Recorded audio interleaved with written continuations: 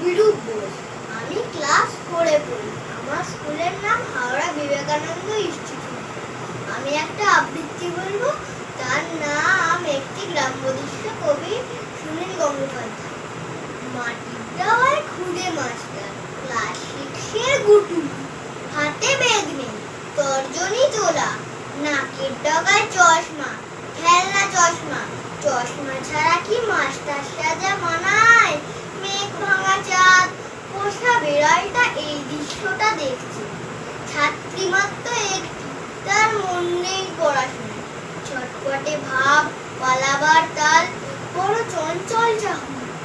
চুল বাঁধা নেই, শাড়ির আঁচল ঘাম মুছে মুছে ময়লা। কাতর গলায় জানালো, গুটুলি এবার আমায় ছেড়ে দে। গুটুলি চক্ষু বাঁকিয়ে বলল, হাতের লেখাটা দেখাও। যা পড়া দিয়েছি শেষ না করলে কোথাও যেতে পাবে না। ভারী ফাঁকিবাজ, এখনো নিজের নামের বানান শেখনি। দীর্ঘইকার লিখতে দুবার চক্করিখানা ভাঙলেন। মেঘ ডাকছে রে, ভিজে যাবে সব।